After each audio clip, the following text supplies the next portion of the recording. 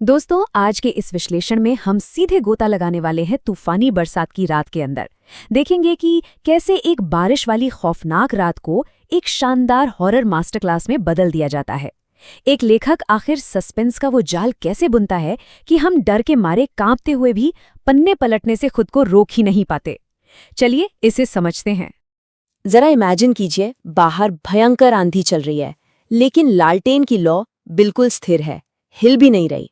ये बहुत ही छोटी सी डिटेल है, राइट? लेकिन ये तुरंत हमारे दिमाग में घंटी बजा देती है कि भाई यहाँ प्रकृति के नियम अब काम नहीं कर रहे हैं। हमारा मेन कैरेक्टर रघु एक भयंकर तूफान में फंसा है और ये न हिलने वाली लौ हमें चीख चीख कर बता रही है कि कुछ तो बहुत बहुत गलत होने वाला है। अब सवाल ये उठता है कि एक आम सी भूतों वाली कहानी अचानक सस्पेंस की मास्टर क्लास कैसे बन जाती है। आज के इस चर्चा में हम ठीक उन्हीं स्पेसिफिक तकनीकों को डिकोड करेंगे जिनका इस्तेमाल करके लेखक हमें डर से जकड़ लेता है। हम सिर्फ कहानी नहीं सुनेंगे, बल्कि उसके पीछे काम कर रहे मनोविज्ञान और विज्ञान को समझेंगे। तो शुरुआत करते हैं माहौल से। किसी भी बेहतरीन हॉरर नैरेटिव की जान उसकी सेटिंग होती है, और यहाँ कहानी शुरू होते ही हमारे नायक रघु को बाहरी दुनिया से पूरी तरह अलग थलग कर दिया जाता है। इसे एटमॉस्फेरिक हॉरर कहते हैं। मतलब इससे पहले कि कोई भूत या आत्मा आपके सामने आए, आपके आसपास का पर्यावरण ही आपका सबसे बड़ा दुश्मन बन जाता है। जब मौसम और हालात आपको चारों तरफ से घेर लें और भागने का कोई रास्ता न बचे, तो डर अपने आप कई गुना बढ़ जाता है। जरा सोचकर देखिए, कुसुमपुर जाने का रास्ता बंद हो चुका है। तूफान आने से ठीक पहले हवा अचानक थम जाती है, फिर मूसलाधार बारिश और घुप अंधेरा। ये सब मिलकर क्या कर रहे हैं? ये इंसान के पास से उसके सारे ऑप्शंस छीन रहे हैं, और जब बचने का कोई रास्ता नहीं बचता तो हमारे दिमाग का वो आदिम सर्वाइवल मोड एक्टिवेट हो जाता है। आगे बढ़ते हैं संवेदी विवरणों की तरफ। कहानी की अगली परत हमें दिखाती है कि कैसे अलग अलग इंद्रियों को निशाना बनाकर इस खौफनाक माहौल को बिल्कुल सजीव बना दिया जाता है। लेखक सिर्फ डरावने विजुअल्स पर नहीं रुकता, वो एक पूरा घुटन भरा 360 डिग्री का नाइटमेयर तैयार करता है। हमें सिर्फ वो ना हिलने वाली लौ नहीं दिखती, हमें उल्लू की खौफनाक आवाज़ें सुनाई देती हैं, कुछ चरमराने की आवाज़ें आती हैं और जलने की गंध महसूस होती है। आप सच में उस जगह होने का एहसास करने लगते हैं। माहौल आपको पूरी तरह से निगल लेता है।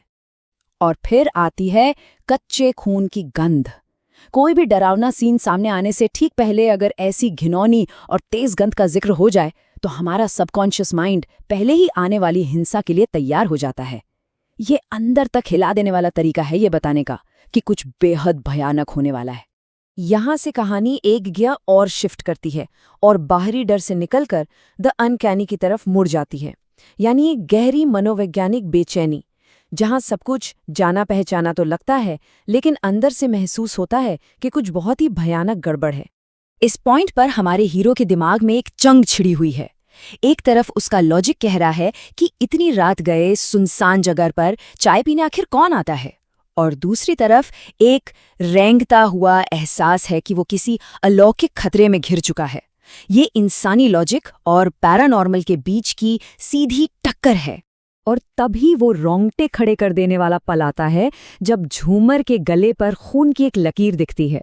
पान परोसने जैसा एक बिल्कुल आम सा घरेलू काम अचानक एक रूह कंपा देने वाले खौफ में बदल जाता है। ये वो मोमेंट है जहां रहस्य पूरी तरह से बेनकाब हो जाता है और आप सिहर उठते हैं। अब जैसे टेंशन अपने बिल्कुल पीक पर होती है, लेखक बहुत ही चालाकी से नैरेटिव का स्ट्रक्चर ही बदल देता है। एक कहानी के अंदर दूसरी कहानी शुरू हो जाती है। इसे हम डिलेड क्लाइमैक्स कहते हैं।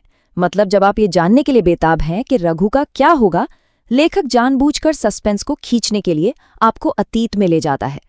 3 साल पहले की वो खौफनाक रात, रतन का धोखा, और फिर भूतों की असली पहचान का खुलासा। ये टाइमलाइन जंप सस्पेंस को कई गुना बढ़ा देता है। जब हम उस रात की क्रूरता को समझते हैं, पत्नी की गर्दन काटना, शंकर को फांसी पर लटकाना और फिर खुद को झोपड़ी में जला लेना, तो अचानक रात में हुए हर छोटे छोटे डरावने पल का मतलब समझ आने लगता है। रघु को जलती लकड़ी की महक क्यों आ रही थी, कच्चे खून की गंध क्यों थी? यहां आकर वो सारी बिखरी हुई कड़ियां आपस में जुड़ जाती हैं। और फिर आता है द फाइनल ट्विस्ट।